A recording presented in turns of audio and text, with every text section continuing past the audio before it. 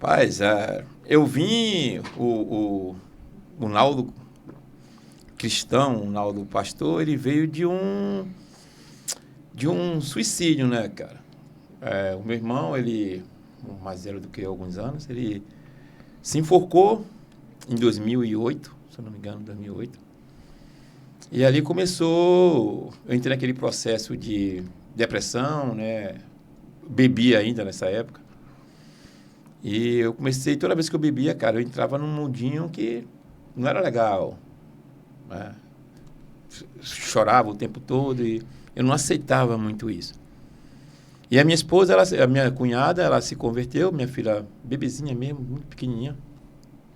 A minha esposa, ela se converteu, né, numa Assembleia de Deus, tá, gente? Que as pessoas acham que a gente não gosta da Assembleia, né? Mas eu nasci, tenho raiz assembleiana, dentro de uma Assembleia de Deus, lá em Santa Cruz, aqui na Zona Oeste do Rio de Janeiro. E aí minha esposa iniciou, comecei a caminhar e até a minha conversão, a minha aceitação foi uma coisa meio surreal, cara, porque eu me lembro do culto, o pastor ministrou uma palavra e eu gostei da palavra, né? Aquela palavra do encontro que eu estava vivendo naquele momento, né?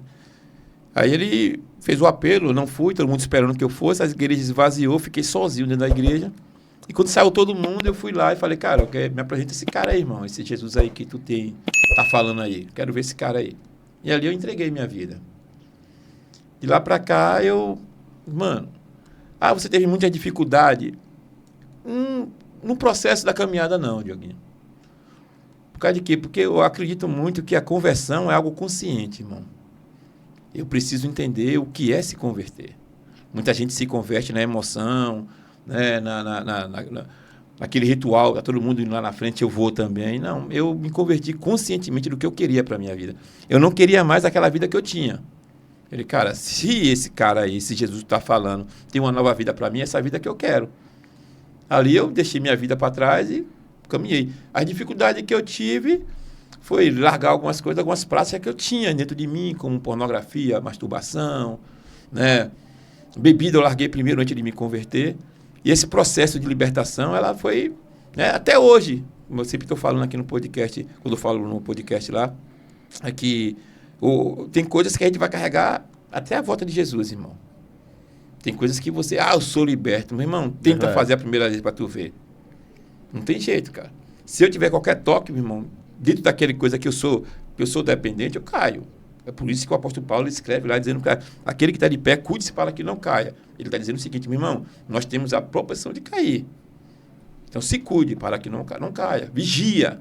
Que a gente inicia o seguinte pensamento, a gente tem que orar. Não, a gente tem que vigiar. A orientação de Jesus foi vigia e depois ora. Não, mas eu prefiro orar. Então, todo mundo que quer levar a vida de oração carregando pecado, um dia cai, irmão. A gente tem que vigiar. E aí, a caminhada foi. Mas uma coisa que, dentro dessa pergunta tua aí, que me atraiu foi a palavra, irmão. Eu sou apaixonada por ela. Sou apaixonado. E logo nos primeiros meses eu me matriculei em seminário, fui buscar uma ministração que eu nunca me esqueço, foi o cara falando da multiplicação dos pães. E ele desceu do altar, aquilo mexeu com a minha estrutura. Quase 20 anos isso, irmão. Ele desceu do altar e falou, cara, você tem pão para alimentar a multidão? E eu não estou falando de pão. Aí eu fui buscar, irmão. Seminários, palestras, tudo que tinha envolvido com coisa de palavra, eu estava enfiado, cara.